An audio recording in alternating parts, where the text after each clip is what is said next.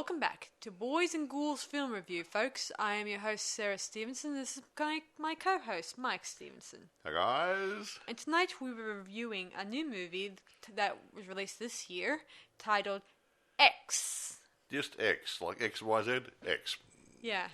Yeah, and it's an interesting slasher film to be well. Well, it's an independent one. We like independents. Mm-hmm.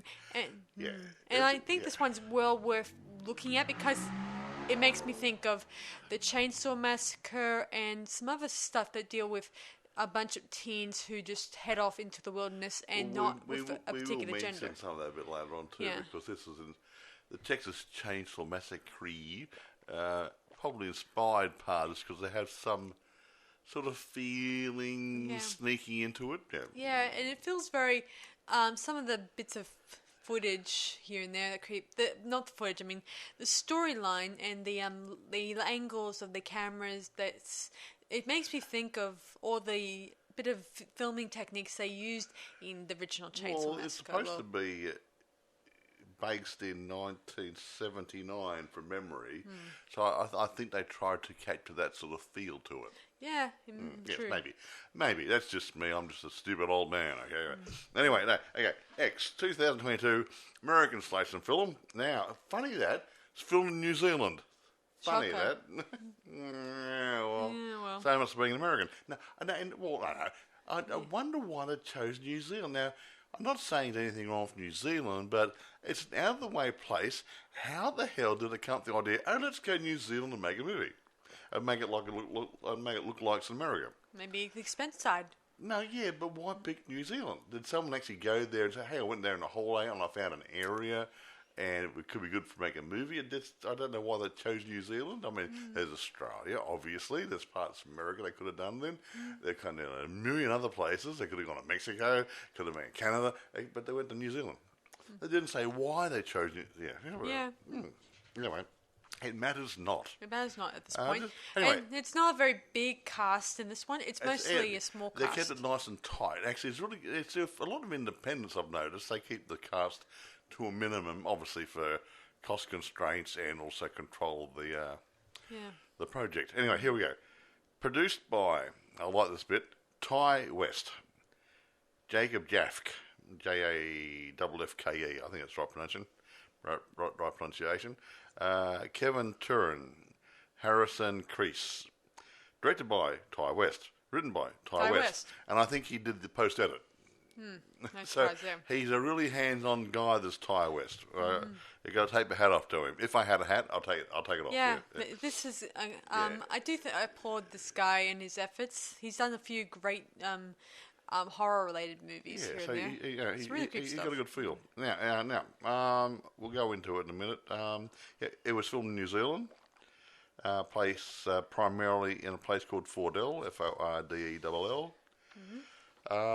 It actually premiered at South by Southwest on March the 13th this year. Some people said we weren't doing recent movies. How recent do you want it? It was last month, okay? And released in theatres on March the 18th. So this is as new as we can get, okay? Actually, it's so new, we're having trouble getting on eBay and Amazon. I think it's only just coming on now. So it generally has received positive reviews, and some of the critics have actually picked up on the fact it looks like it's paying homage to Texas Chainsaw Massacre. See? The 1974 one, yeah. And it also makes me think of Psycho. It's got a feeling of Psycho, but not really. There's no dead woman and no crazy, but the people in the crazy. It also makes me think of Hell Motel. Yes. Motel Hell or whatever. Yeah. I guess it's all the out of the middle of nowhere. Not a neighbor in sight for miles and miles and miles away. And you can get away from anything. And you could easily and it could be killed by the locals or just killed by the wildlife. Yeah, anyway. Considering that there's a bit of wildlife in this one. Well, here we are. Oh, there is actually. We'll mention the wildlife later on. he plays an important part in it later. Now, budget. I have got no idea what the budget was. However, the box office was about 12 to 13 mil. Now, that's so far. Like I said, it had a short run. It might still go around and bump around a little bit, going up in small art house theatres and whatever, and other out-of-the-way theatres. But the main income was the first 3 or 4 weeks of the theatrical release, and that's what it's made. And now it's gone home media. It'll probably make a lot more. Yeah, interesting thing, guys. As you may or not be aware, X came from the title itself is actually taken from the X-rated, code exactly. It's the people were going to make a porn movie at this farm, hence the title X. Yeah, before it became a porno code thingy, it was originally intended for films that didn't need a code, like Dawn of the Dead. That had a little difficult time trying to find a code for that because it was neither.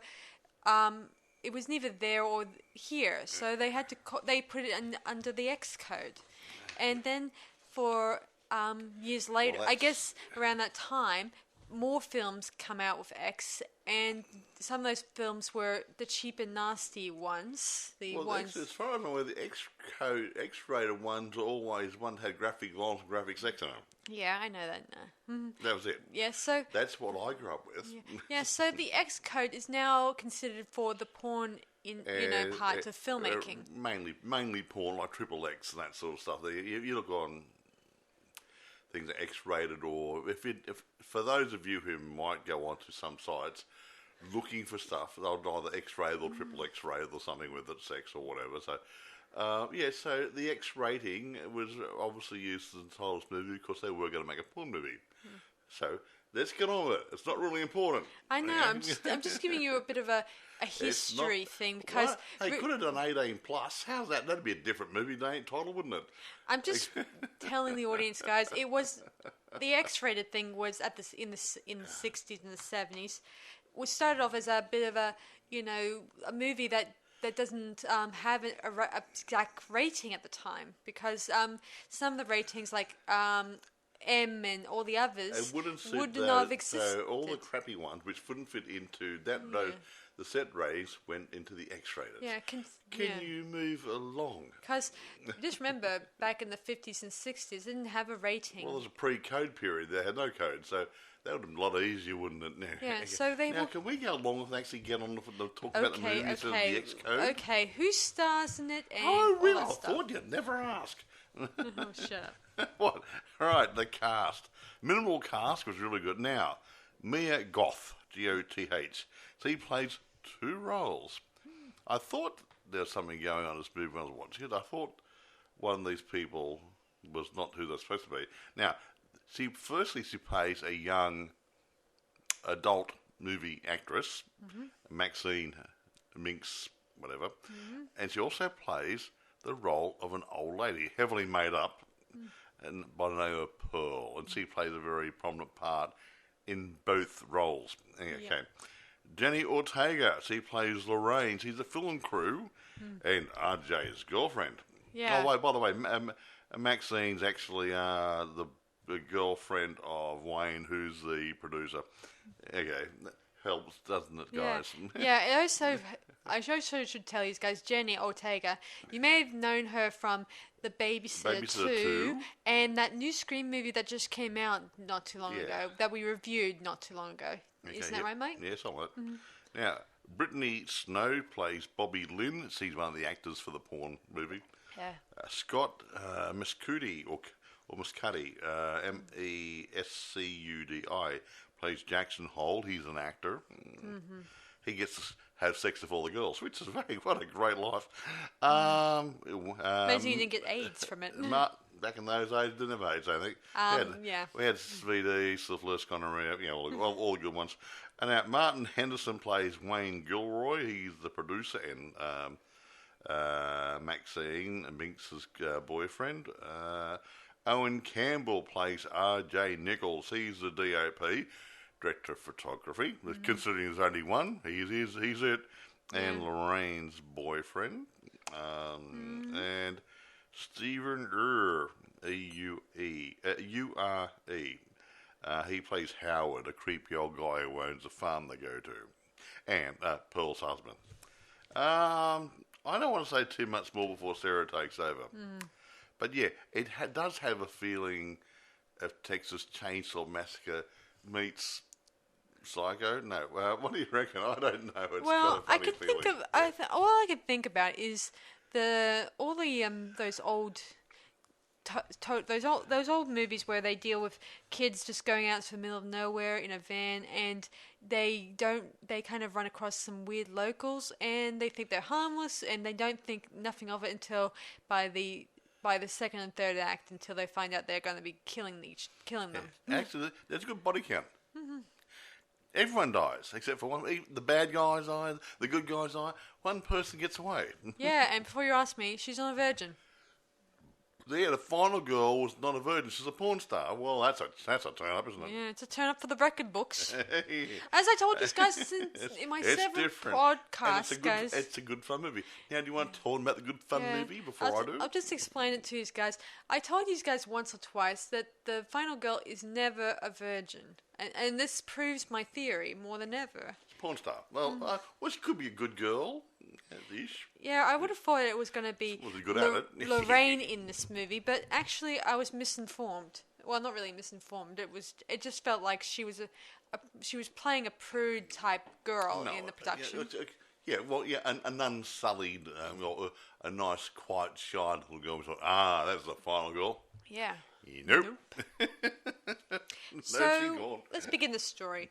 So it begins 1979 vintage, and a bunch of police cars pull up to a farm of sorts, and they see a few dead bodies covered in sheets.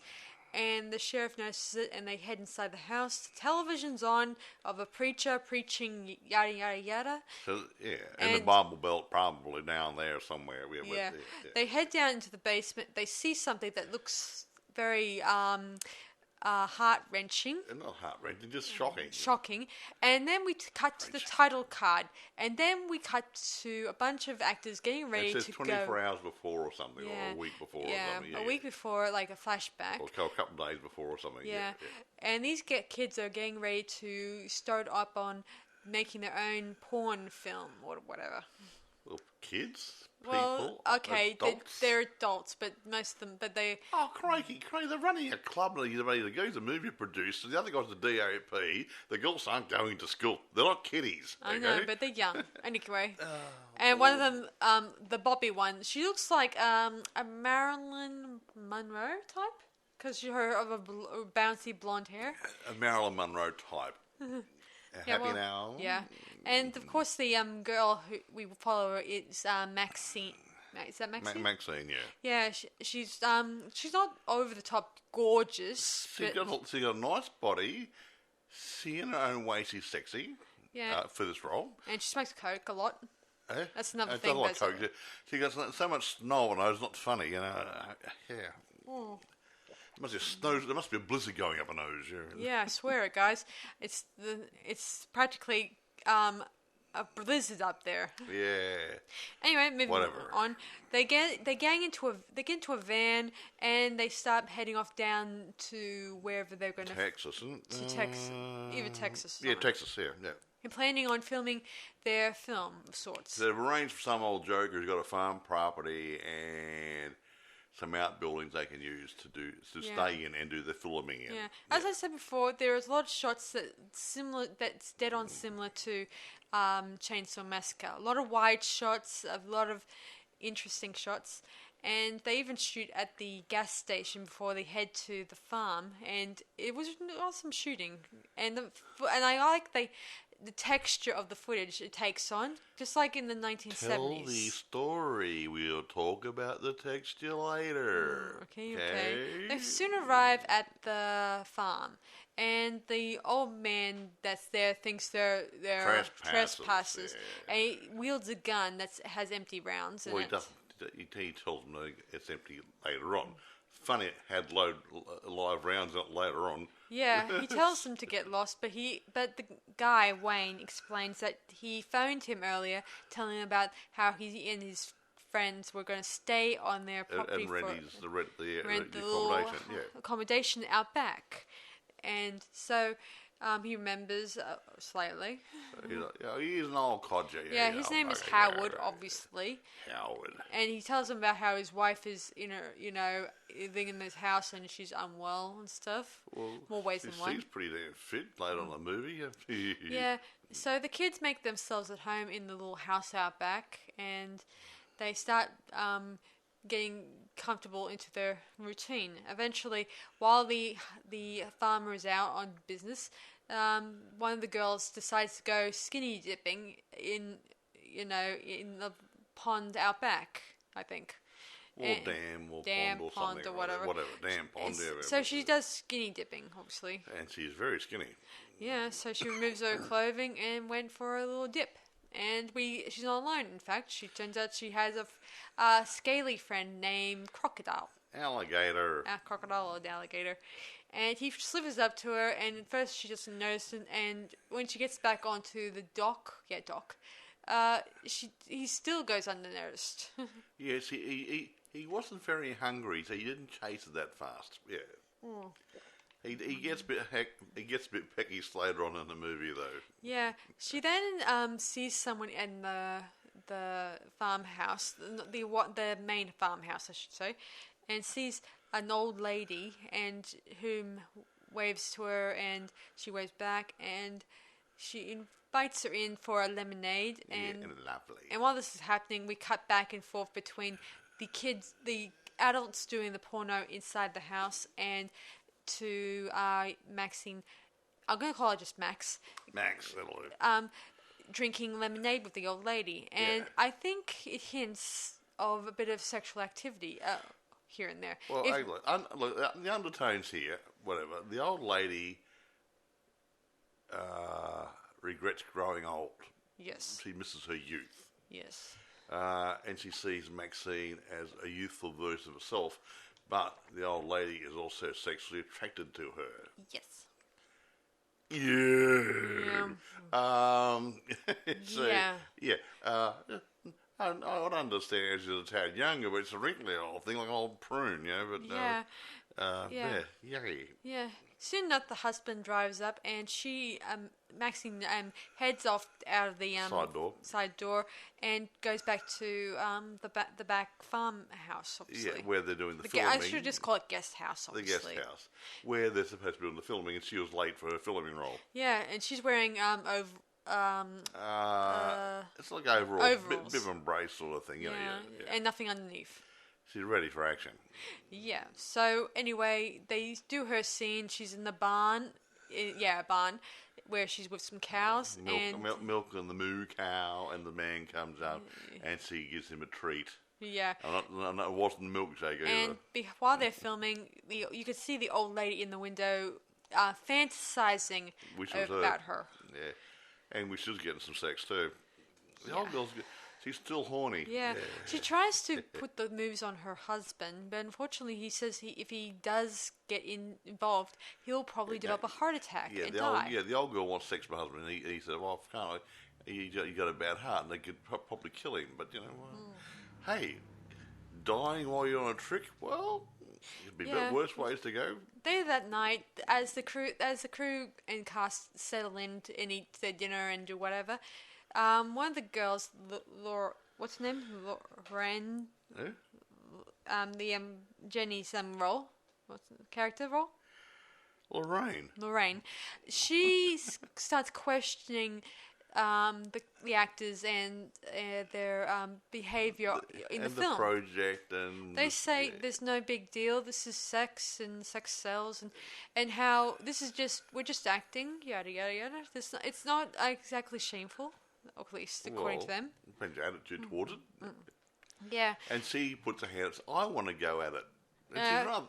Yeah, except for the DOP or boyfriend doesn't want her to do it because he considered their relationship to be nice and tight, and he considers her doing that is poor. in poor taste, has it? Yeah, but it doesn't stop her. She gets the makeup on. She starts wearing a fancy bra, and then she starts getting her jiggy on with the actor. The actor, male actor, Jackson Hall. Yeah. Yeah, later on, as everyone has gone to sleep or gone to bed or whatever, RJ heads outside. He's annoyed, and he plans on leaving the rest of the guys so they could finish the film without him. Finish the film without a DOP. And then as he's driving out of the driveway, we see the old lady there and standing in front of the van. He tries to ask her if anything's wrong, and sees that she tries to move in a little bit on his personal space, and when he's saying nah, don't want any, she then moves in and stabs him in the neck. Yeah, she's trying to flirt with him, trying to seduce him. And you got a guy about 25 to 30 years old, an old bat who's probably about 70 or 80 years old. And you gotta say no. Yeah, the blood squirts, drip, drip, drip. Yeah, it was a good effect there. Yeah, and so he stabbed him in the neck, and then he fell over. Then she straddles him, grabs the dagger out, and starts stabbing him multiple times in the neck. Whoa, what a tasteful scene that was. Yeah, very good foreplay. Yeah. Anyway, moving on. Jenny wakes up. Oh, not Jenny. Lorraine wakes up, and she asks Wayne that where RJ is. Of course, they decide to split up and try to find him. And he thinks that she's off trying to cool off. Yeah, a bit annoyed. Mm-hmm. Yes. So he heads into the barn with only his trusty torch. Yeah, he was only wearing no top and stuff like that. I had a pair of jeans on or something. Yeah, well, I think it was over underwear. Oh, who cares? Yeah, it was him. So the actor went out of his underwear on. Well, it was later on. I know. The other guy had put his pants on. Well, Wayne was. Yeah. He didn't wear his underwear. We put a pair of jeans on. He might have had no top on, but. Okay, sorry. So he heads off. Does it matter? So he heads off into the barn while Lorraine goes inside checks around the house. She does eventually. She then approaches the old man, and the old man is trying to find his wife. So he suggests that they go inside and find a few torches and go looking. And he sends Lorraine down into the basement to get the other torch, and she grabs it. But when she tries to come back up the stairs, lo and behold, the door is locked. She then heads back down the stairs, and then when she finds in another room in the basement a dead man. A dead guy hanging up in there. He's been there for a little bit. Yeah, with his things all out. Yeah, he was naked, with his pants down around his ankles, and You guess the picture. Yeah. Get the picture. It wasn't very nice. Anyway, Wayne goes into the barn, and then he's trying to look through some holes inside the. He's looking out through the corrugated iron wall through his couple of holes, and then all of a sudden, Pam, right through his face and his eyes. Yeah, a pitchfork came straight through the holes. Ouch. And took his eyes out, and obviously the brain behind it. Yeah, gross. Hey, one down. Yeah. It's starting, folks. Yeah. While this is all happening, Maxine is asleep in her bed, and the old lady crawls into her bed and starts, fumbling she her. strips off and starts snuggling up, and she's asleep at the time, and obviously she starts to gradually wake up and thinks it's her boyfriend doing it. Yeah. No. But that comes much later. Meanwhile, the next guy, what's his name? Jackson. He wakes up and he heads outside. The actor guy, there, he's completely stark naked. His meat's blowing in the wind. I mean, I would never imagine we'd see this much meat. Swinging low. It's in shadow. You can't see it that well, but it's there. He is swinging low. Yeah. Yeah, it's exactly that slow. Anyway, the old man sees him standing there and tells him that his wife and his friends have disappeared. He says his wife's missing. He's looking for her, and he decides to help him find his wife. Yeah, so looking around. So he quickly gets his clothing on, and he starts following the man down to the lake to see if he can find her. Exactly. Yeah, and meanwhile, while this is happening, Lorraine is still trying to break out of the basement of sorts. Well, see, it's the door's blocked, and that little that side panel, that thing, I don't know what we call it, where it goes under the house, whatever they call it. Yeah. That's been chained up, so she can't get out that way. Yeah, she tries to use an axe to bam onto the door, and Lorraine. And as she's about to slip her hand out to unlock the latch, he smashed her hand with a hammer or something. Hand, and he tells her, "Stay down there," type of that. Yeah. Not a nasty old coot. Yeah, she screams in pain, gripping her arm, yada yada. Oh, my finger. He broke her finger. Oh, yeah. And while this is happening, let me see. Jackson is wandering around. He's trying to find the old man. He thought he lost track of him for a minute or so. He sees his torch there. Yeah, and at first, he then turns and sees him there and says, "You just gave me the fright of my life." And the old man starts taunting him, saying, you kids are so dirty and all that stuff. And disgraceful about your youth, all that stuff. And then he pulls out his big shotgun and he shoots him in the chest. Bam, bam, dead. Bam, bam. Oh, Pebble's boyfriend. Okay. Bam, bam. Yeah. Now we get to the bit where Maxine wakes up and sees the old lady in her bed. She screams. That's three down. Yeah, she screams. Bobby, the girl I mentioned with the blonde hair, wakes up and sees the old lady run out of of Maxine's room, and Max is like frantic. She says, "She was touching me." Gross. Yeah, that'd be gross. She even took out. She even goes to the bathroom and tries to wash herself. Keep trying to. I guess. So RJ's gone, Wayne's gone, and Harrison's gone. No, yeah. Jackson. Yeah, Bobby heads out and tries to find anyone there, and she eventually comes across the old lady by the dock, near the lake, and she tries to tries to comfat her and tell her to put on some clothes. Put a blanket around her? Yeah, a blanket around her, even though she just sat in Max's room, touching her, and yet she's trying to be comforting to her. Well, she thought she might be a little bit senile. And she's talking to the old lady quite nicely, trying to be nice to her. Yeah, of course. Pearl. Yeah, that's her name. Pearl. She doesn't take it nicely and says that she and all like her whores and stuff like that. Yeah, and I don't need a nurse. She then pushes her into the lake. I mean, Bobby gets pushed into the lake. Yeah, Bobby gets pushed into the lake, she gets gobbled up by the crocodile alligator. And Howard steps beside his wife, and they both head back inside the guest house and try to find Maxine, who is hiding under the bed. Yeah. Oops. Of course, Pearl asks her husband that she really wants to do it with him. She's really horny, old girl. Yeah, and he obliges. He said, "Like, I've got all this out of my heart," and then he succumbs to her charms, and they have sex on Maxine's bed. Yeah, Maxine. Well, Maxine's under it. Maxine slowly, discreetly crawls out of the bed and out the door, and she makes her way back to their house. Eventually, she does find Lorraine's still screaming, in the basement, and she was able to unlock the door.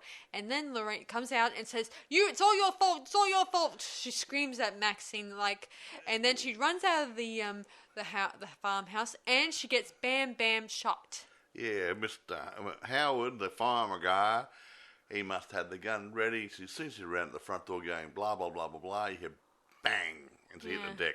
Really good. And as he's dragging her body back into the house, he suddenly succumbs to a heart attack. No, well, of course, he's pulling her back in, and then she groans or something or other, and that scares him. That's enough to knock him off, because he just had some sex and weakened his heart, and it's a little bit of a fright, like, ooh, she's not dead, oh, my heart, and he collapsed and died. Yeah. So the only ones left now is Maxine and Pearl. Yeah, Maxine, who has a gun, and was able to... Maxine got a gun out of the van on the way through. Yeah, and... thinking it was loaded. Yeah, she quickly gets the keys to their truck because their van has been both stabbed in the tires and their keys are taken. So she quickly gets the keys from their keys to their truck, and she's about to head out the door, but then the old lady tries to defend herself by using the shotgun, and which she shoots but luckily misses, and she falls and hurts herself. Well, she didn't fall. She's not strong enough to hold it when the power of the gun kicks back, and it knocks her over, and she breaks a hip or something. Okay? Right. Yeah, didn't fall over, it knocked her back, because there's a bit of power in them. Okay? Yeah, all those guns do. Anyway, Maxine arrives, and then she heads out the door, and the old lady begs and asks her to help her up, and stuff like that. But Maxine just says to help. Maxine helped her. She ran over her. Yeah. There you go. Yeah. She takes out. She gets into the truck, and that's funny. That didn't have a flat tire. No, that was the farmer's truck. The van is the one that got. That's right. The farmer's truck. Damaged. Sorry, my mistake. No way are they going to be pedaling their own truck's wheels. Okay, yeah, that's right. She got into the farmer's truck. My mistake. I stand corrected. The old lady continues to taunt and say nasty things to her, saying she's a whore, and then Max says, "I'm not a whore, I'm a star," sort of thing. And so she runs over the old bird. Yeah, and she drives off, and the sun is on the horizon, and she says, "To hell with Christianity or hell with God." Well, yeah, whatever. Some anti-Christian remark or something like that. See, throughout this movie, there's either we see a television of a minister preaching the good word or something. Not the whole hellfire crap. All the hellfire crap. Right over the top. Yeah, preaching that bad book or something. No, it's not teaching the bad. What are you on about? There's just teaching the bad parts of the Bible. Yeah, the bad parts of the Bible. Yeah, repent, destroy, you're all sinners. Blah, blah, yeah, that sort of stuff. Yeah. While those self-appointed ministers go on. We see this throughout. We see it with at an opening where they're at the gas station. The lady has it on her television set. We see it at the opening with the at the farmhouse. Yeah, and it's always the only channel they got there. It's the same minister. And it's played almost all the time. And the funny part is, right at the end of the movie, it's on, and it cuts to TV, and the minister's talking about his daughter.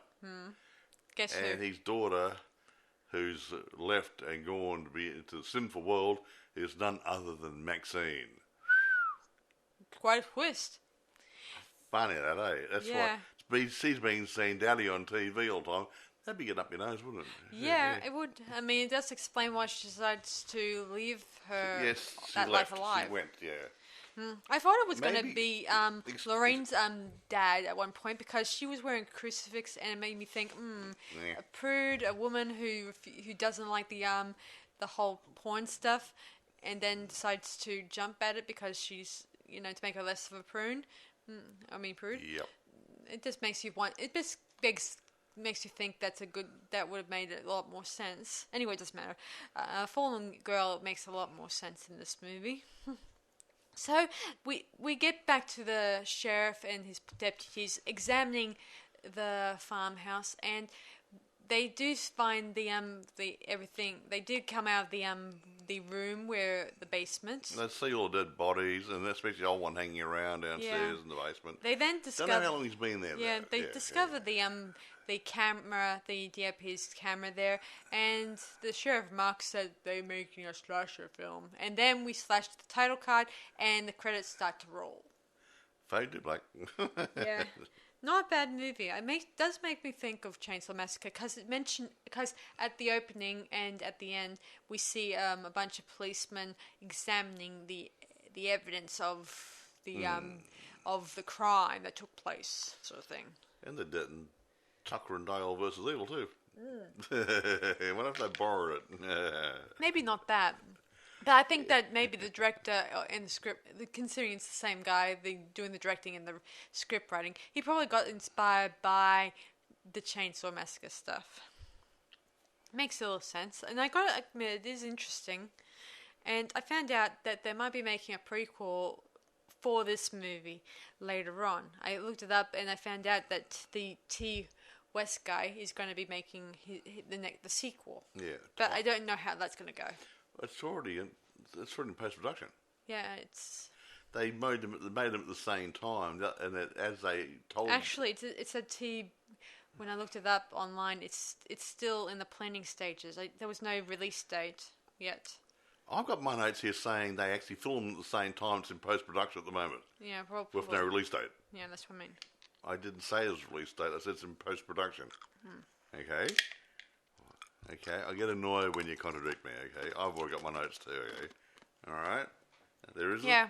So the story is mostly about Pearl, so that means... actually, it's going to be about Pearl, yeah. So I don't know. It's going to be a prequel, yeah. So Mia Goth may return for the sequel. She does, but she's obviously playing Pearl. Yeah. Probably a younger version of it. Maybe, yeah. As a bit of a... 40 years earlier, 50 years earlier. Yeah, like how they got stuck into killing and all that stuff, and why they did it together. We don't know what the storyline is, but you have to wait and see later in the year, maybe. They may even get a younger person for it, or a different person. Why? They're going to backdate her. Yeah. If it's going to do it, say, 50 or 60 years ago, she'd be the right age for it. True. And she's going to reprise. She's going to come back as Pearl. Yeah, not as Maxine. Yeah. I would presume, because Pearl is being run over, so it has to be a prequel. Anyway, now, themes and influences. We did mention a few things before. There's a guy called Nate Roscoe from Fangoria. I heard that magazine. Yeah, have you read that or subscribed to it or? I have not a subscriber, but I have been on their website. Yeah. Anyway, he likes it. He likes his style. They call it Psycho Biddy. It's a subgenre where you get an old bat or an old man or something or other. He becomes the antagonist. Yeah, that sort of stuff. Yeah, an aging, in this case, an aging elderly woman portrays a grotesque violent character. So there, he likes that about it. Yeah, I thought it had a psycho themey wing. But he likes all the things about age and around aging, youth, and longing over the past. All those things were brought into the movie. So yeah. He wrapped it. He liked it.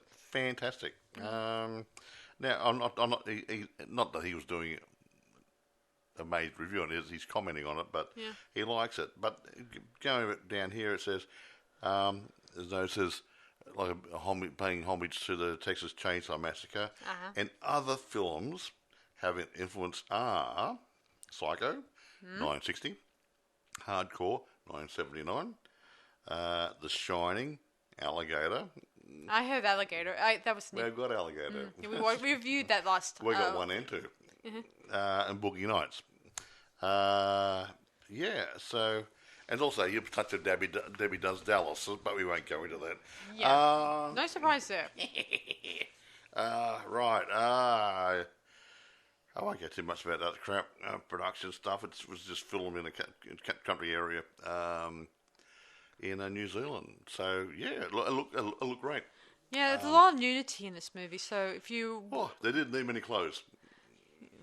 No, I'm just saying. I mean, this does have it doesn't shy away from the nudity. There's no mid shots where they cut to the head part instead of the rest of the. Are you going to focus on the movie or just the naked body? I'm just telling that the audience out there that does have there is a bit lot of nudity in it.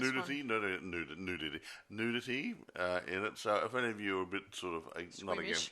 not squeamish, but again, we don't want to see that. But there is some nudity in it, yes. Nothing left to the imagination. How's that? Anyway, it's not pornographic, but it's nudity. So yeah, be warned. Okay. Now, special effects. Now here it is. This lady, Mia Goth.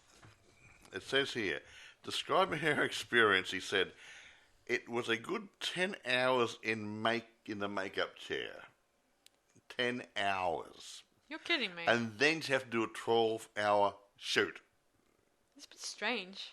And then obviously drop dead for a couple of hours after that because it's knackered. Well, that makes a little sense, considering she's playing Pearl Dar. Yeah, so 12-hour day on set. So she had to stay in. So they had the makeup artist walk around, touch up with makeup all day, making sure nothing had sort of rubbed off or got weird or yeah. I see what you mean. Yeah. So that was really hard. So that was really hard role when you dressed up and get that stuff. It would have been hot too because that's latex and stuff. And I did notice when she was playing Maxie, you didn't see too much makeup on her, even though you're supposed to. I know you're supposed to have some to make sure that the audience will. Especially with the close-up, she did look old, but she looked young old. I mean, she had thin hair, so would have had a skull cap on and everything else. I was referring to Pearl. I was talking about Maxine. Yep. Yeah, but Maxine was normal. She's when she's in Pearl, she had 10 hours makeup. Yeah, I just meant that when she was playing her other character. She had no makeup, hardly. See, she didn't have any eyelashes. I mean, the other two girls had eyelashes, and which made their eyes pop. Yeah, had eyelashes, a bit of eyebrow pencil, and that's in eye shadows. Her eyes remain very ordinary. She was minimal, yeah. Yeah. Maybe it was the director's idea. I don't know. Maybe it was just a depiction of what years ago the actresses would probably not wear too much makeup to make them glorified. They did, but not for this sort of thing. Yeah, she did wear a lot of eye makeup, the blue type of eyeshadow talking about stuff. the makeup, not the ordinary makeup. I know. Special effects makeup, not general makeup. Okay. There you go. So, you do it to me all the time. You go off on a tangent when I'm doing something else. No, you do it all the time. But it was special effects, that's all, not general makeup. I know. Thank you. But it just seems like it depicts an image. I could have put this all the time. Yeah. I mean, I would have loved to have seen this with Jenny's character, but I would have never depicted that Mina's character, that she would have not so much makeup when she's playing just an ordinary girl in the beginning. Well, she had a little bit of, from memory at the beginning, she had a little bit of eye makeup on, and probably very little else. Maybe a little bit of lipstick. That was about it. Yeah. That was it, because she'd finished her show at the club or whatever she's working at, or whatever, and they got in the van to drive to the place where they're going to do the porno movies. Why would she have makeup on? I don't know. Yeah, okay, right. Now, critics. I'm going to go through a few critics. Not all of them. I've got a whole list. But basically, Rotten Tomatoes, 96% approval rating. Metacritic, 79 out of 100. Post Talk, 68%. That's sort of the general way it goes all the way down. Every critic, except for one, liked it. Now, I don't know what drugs some of these film critics are on. Okay, I would have thought the actors and the directors would have been on the drugs. Of course, I'm going to read the bad review. Okay, here we go. And I'll mention the person's name. Okay, that's fine with us. I don't normally do this when I'm ragging somebody, but Dmitry Samarov of the Chicago Reader gave the film a mostly negative review, writing that even the most casual horror fan won't miss the references that X makes to 1974's Texas Chainsaw Massacre.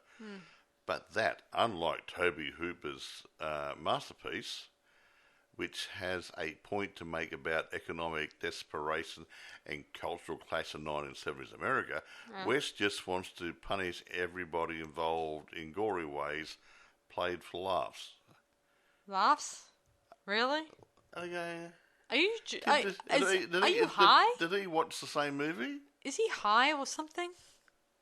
It doesn't even have anyone laughing at it. No. It wasn't a serious movie. It's a slasher movie, but most of them got a touch of comedy in it to make it interesting. But the point is, you look at it.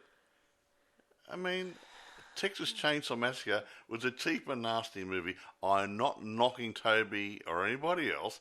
It was done on a budget. A lot of young people just thrown in there, run around, blah blah. It was a damn good movie. I like it. Okay, but to say that was a far better movie than this. I don't know what drugs are there. they're probably on par with each other, and it's yes, there's a bit of reference there to Texas Chainsaw Massacre, Yes. plus several other movies in it. You know, and everybody else except for one critic liked it. And I've got about 12 reviews here. One guy, if I can't find anything good about it, I'll rip the tits off it. No, not good enough reviewers. Get a real life, get a real job, okay? Yeah. I mean, it just about even somebody here, where was it? Where I can't read it. Oh, hear it. Now, here's one who normally is very judgmental. Okay. A person from the RogerEbbett.com. Roger Ebert used to be a little bit scathing and something. I either like it, I don't like it. Gave the film a score of 3 out of 4. Considering X is plenty of fun. It also feels like a trifle that could easily have been much more. So saying they could have done a bit more with it, but they liked it. Yeah, I mean, I would have liked it when the woman felt, by the end, when the Maxine is walking out the door. I would have loved it if there was a bit of a fight between her and the old lady. I mean, just as to add a twist on it, to make out that she wasn't completely, not, completely, at death's door. I would have liked it if that happened. Yeah.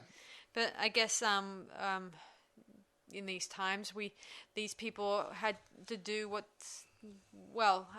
I don't know what to make of it. I mean, I thought that maybe this movie, that bit of filming, it needed something at the end, something that make this. I like the twist where the minister. It turns I out would like to know where Maxine went. I like to think she went on doing her acting biz. No, she got in the van or the truck that obviously ripped there, took the farmer's keys, and says bugger this, and just drove off. Yeah. Wasn't in a panic. Says pretty much like stuff. This just drove off. Oh. That was the ending. Was a bit dead. Yeah, it was a bit flat. Okay, she killed the old lady and stuff, but and then she called the police. An anti-climax is supposed to be a dead climax. It didn't wind down properly. Possibly, I mean, could have been done a tad better at the end. She could have gone to the police and brought the police back there and reported, say, whatever. Say, hey, my friends came and I came here to do this movie. And these old people killed us. Killed them all. Just something to hook it all together. It's a bit lame. But then all you had is she drives off. Police there says, ew. And that's it. Yeah, and she continues smoking her, coke, whatever. Yeah, whatever, yeah. Not something I normally... She had so much coke that day. Yeah. I remember when they did the Chainsaw Massacre, when Sally jumps into a waiting truck and drives off, and she yells hysterical and relieved that the danger is past. Exactly right. Yeah, it's something. But to me, the ending was a little bit flat. Yeah. And that can happen with, how do you close down the movie? And that's probably where they let themselves down a tad. Still a good movie. Do not get me wrong. But I would have loved it if she and the old woman engaged in a sort of small fight, and Maxine comes as the victor, and eventually she runs her over with the car. Fighting an old lady is going to be not much of a fight. Yeah, all the time trying to fight over the key, try to get the keys out of her hand. That's like me and Jackie Chan going a couple of rounds with each other. I wouldn't have a snowball's hope in hell. I suppose you have a point. But you never know what desperate people do these days sometimes. Yeah, but the point, the little old lady got no strength. She fired the shotgun and knocked her over because she had no weight, couldn't stand properly, had no energy, and just knocked her over. Yeah, she couldn't hold it. Yeah, I see. So there wouldn't have been a fight. I suppose you may. It would have been another Texas massacre. Yeah. Oh yeah, another movie that I think of now that I think about it. That would be 1,000 Corpses. Have we seen that? Have I seen it? No, you may have seen it, but that's Rob Zombie one. Yeah, that makes me think of Chainsaw Massacre and about and a mixture of other things like this movie that deal with weird people living on a farm who do crazy things. In this case, this couple. Yeah. Anyway, look, I can't say too much more about the prequel. See, you are wrong here. In March 2022, it was revealed that the prequel film was shot back to back in secret with the first movie. It's already been filmed. I see. Written and directed by Ty West, blah, blah, blah, blah.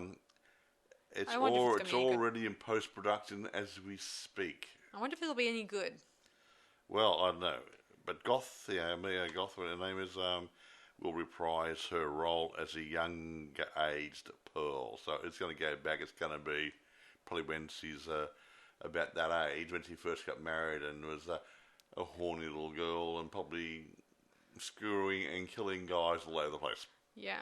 Whatever. Who knows? Can't wait. It sounds good. It's in post-productions. Now, here we go.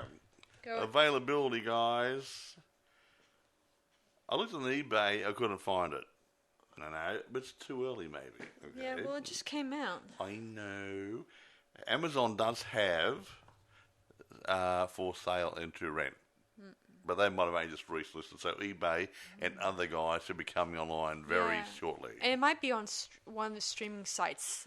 Well, if it's been released to streaming sites, you'd like to think so, yeah. If Amazon's got it, they've probably got it. So if you can find it on the streaming site or you want to buy a copy of it or you rent a copy for Amazon or whatever, blah, blah. Yeah, whatever. But yeah, it's some because I don't think this will be on the big screen as of yet. It's probably only been out of the theatres for a couple of weeks now, so it's probably in that transition stage. So bear with it. It's a good watch. If you like that sort of Texas Chainsaw Massacre type feel and that sort of stuff, it's pretty damn good. I like it. I'm going to give it a 9. I'm going to give it, I think a 9 too. Yeah. I mean, I'm only doing it because it went that little bit flat bit at the end. Because I would have been. It would have been cool if that. I would have loved something like a twist, like something something weird that's going to happen before she walks out the door. When she walks out the door, maybe the man wakes up from his heart attack and then tries to attack her or wrestle her to the ground. But then she takes out her little gun and was able to shoot him, bang him in the head. Whatever, something different, something that will just blow your mind. The last bit of it, trying to escape, just walked off. It could have been a little bit more dynamic, but you're working with two old antagonists, and he had a heart attack, and the old girl broke her hip, and Oh, well, just something like that. Yeah, it could have been, another way around it. Like the old guy, could have. Oh, yeah, that reminds me, guys. Could have been just unconscious. Another spoiler alert. When they were during the scene where they were looking during the night where Jackson was looking for the old man, he discovers I think it was Jackson. Oh, a car. He discovers like several cars that were that have been pushed into the lake. It's just like which Psycho. Makes me think of Psycho and Hello Motel. Both of those ones deal with abandoned cars. The Hotel Hell, it's called. Yeah. It's still Hotel Hell. Yeah. Hotel Hell. Yeah.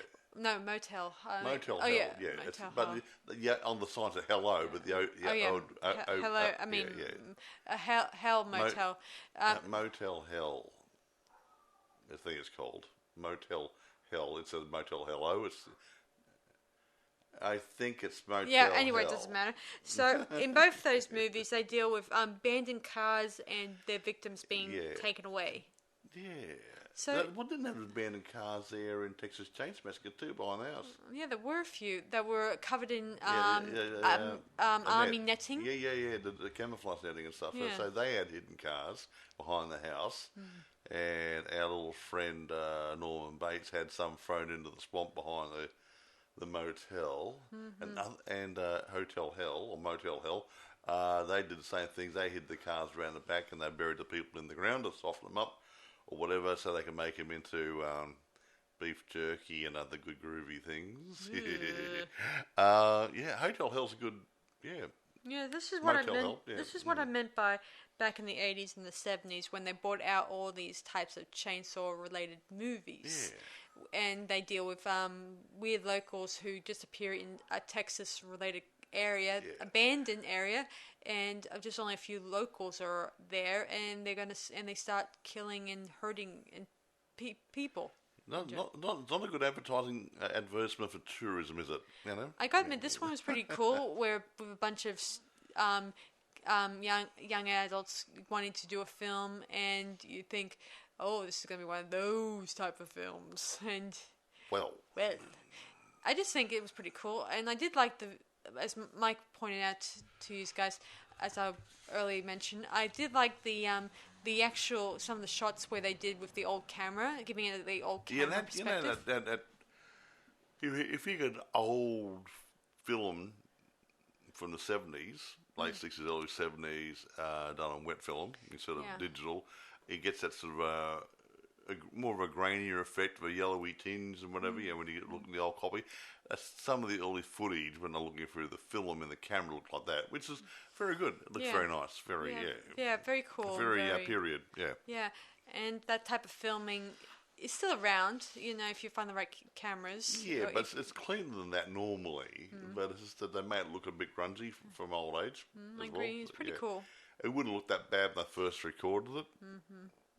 They're just trying to get the vintage on it. I think it was pretty cool how the guy made it that period type film. I mean, I like that type sort of thing. Yeah. I've talked to a lot of people who often did reviews on movies like this, and they would often remark on how, you know, they try to define how they would define the look and style of filmmaking. And you gotta be careful. Yeah. Yeah, a lot of people even I think one person mentioned to me that they were when I was doing Attack of the Cat People, they sort of remarked that they were worried that the acting would be too modern, and I understand where they're coming from, because having seen a lot of other modern black and white films, and some of them are pretty good. They maintain that acting quality. But what you're trying to say is that those movies that you tried to emulate in your production were your classic B movies of the 50s, where the acting, well, I wouldn't say substandard, but one step up from stage acting. And you wanted to keep it at that level. Yeah. As well as the filming style similar to that period. And that's what you tried to do, and I think you succeeded quite well. Yeah. And so do your reviewers. Yeah. Before we go, guys, I should mention that next week I'm going to be releasing a documentary on Attack of the Cat. Well, you won't see it next week, but we're going to be releasing my documentary. In a few weeks' time. Well, it's going to be released. Seeing as we're filming, say, what day are we filming this? Never mind. By the 13th of April, we'll be releasing my documentary. We're a little bit ahead of time here. So by the time my documentaries are released, by the time we've released this video, you've probably already seen the documentary. So you've probably already seen it already. Whatever. Anyway, sorry for that muddle. What she's trying to say is we do these podcasts a week or two ahead. Yeah. So I think we're covered up to the end of the month. Yeah. So. So we got 4 in the can wait issue or something. Yeah. So as we do 2 a week. So Yes. So this thing might come out before. Yeah. So the documentary may come out a couple. Last month in April. So and we're coming to the end of April. So you might already seen it and given you a full report on it. So I hope you guys enjoy it and give me your awesome feedback on it. Yay! Anyway, guys. Anyway, thanks for listening to our latest podcast, everyone. We'll be sure to get some more new stuff coming out. I've had to work, Sarah. What I'm trying to do at the moment is find a lot of brand new movies we can watch and review when they're coming straight off the press almost. Yeah, I heard about this one. And we're still going to do. I want to get some more old ones, like things which might go back to the 50s and 60s and 70s, that period. Because there's some really good classic movies there I like to actually bring in. Sarah seems to get around the 80s and 90s a bit at the moment. True. Maybe early 2000s. But anyway, I want to get some old stuff. Anyway, the next one we may look at reviewing might be the Titanic 666. Now, I know we did a Titanic movie recently, but that was a straight biodrama type And thing. we did mention once or twice we were going to do, we may review that very soon. As I said before in the past, we'll try to not make this into a habit. No, but we've got it, and we said, let's have a look at it and do it. It's not too bad, actually. I did wonder if this was a third movie to the Titanic movie. I'm not going to say anything. I don't want to talk about it before we do it, but it is. Sarah hasn't seen it yet. It is a good take on a serious theme converted to a horror movie. Yes. Or a supernatural movie, or what do you call it? What bothers me, Mike, is that it's amazing this idea has not occurred previously. Considering this, I mean, they made a lot of movies that they like. But they concentrate on doing historical dramas and biodramas and romance stories and whatever. But no one has taken the time to make a horror movie or a supernatural movie out of it. I mean, they made maybe Ghost out of Ship. Respect, maybe. Ghost Ship was good. And we might do. Have we done Ghost Ship? Not yet, but I would like to try this one out and then maybe leave Ghost Ship for another time. Yeah, Ghost Ship was good. That's a good one with is it Gabriel Byrne in it? Yeah, Gabriel. He's a good actor. I like Gabriel. Yeah, along with some other actors. The other actor was good, but I like Gabriel. He pops up in the odd movie here and there, and he's I do think that whenever I think... wasn't he in that thing we saw the other day that with the witchcraft wizards? You mean Vampire Academy? Yeah, he played the old guy. Yeah.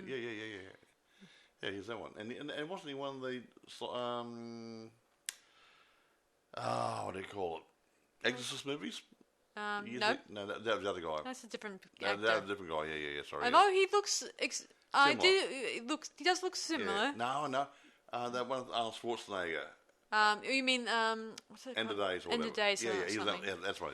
Yeah, and he was also in Stigmata, as I recall. Stigmata. Yeah, he's played a priest. He plays a priest a lot. No, and a devil, and whatever, everything in between. Not everything. I mean, considering he also played King Uther in Excalibur. That was his first work. Oh, okay, that's right. Remember? Yeah. He does get around, doesn't he? Yeah. So he did a lot of mixture of movies out there. Well, anyway, cool. I like Gabriel Byrne. He's a good actor. Yeah. I do like him when he got older. He looks pretty much awesome. That's him and Al Pacino. I like Al Pacino. It's always good fun to watch. Yeah. and Robert De Niro. Yeah. I like Robert. Yeah. It makes me wish that there were a bit more interesting actors to see Maybe like out Italians, there. I mean, I would like to see some new faces, some, new acting talent out there. Yeah. It's just hard because everyone looks vanilla at the moment. Well, I mean, when I say vanilla, I mean so ordinary looking. No, I know what you're saying. There's a bit of there's a lot of good actors, but a lot of them. There's not a lot of outstanding ones like we used to have. Like, there's Clark Gable, or there is Robert Redford, or there is Tom Cruise. You're not having a standout goes one. Bruce Willis, considering he's retiring now. He's retiring. He got some health issues. And Jim Carrey is going to go into retirement too. Yeah, the ones that come along and say, "Oh yeah, good actor. It's a so-and-so movie. I'm going to go and see that." Now you turn around and say, "Oh, I'm going to go see that movie." Oh, who's in it? Nobody. No. You see a movie, you don't say, you don't say, that person's in this movie, I'm going to see a movie, as we used to see years ago. Oh, Elvis Presley will make another movie, let's go and see it. What's it called? I don't know, let's find out. Or somebody else make a movie, but now you turn around and say, what's a good movie come out? And you say, who's in it? I don't know, I'll just go and see it anyway. Because there's no standout actors as much. Well, not as much as. Yeah, because once you look at an actor, any kind. In the olden days, like if it's a movie with Bruce Willis in it, his name and his the movies he played in the past. Yeah, there's action movies and stuff.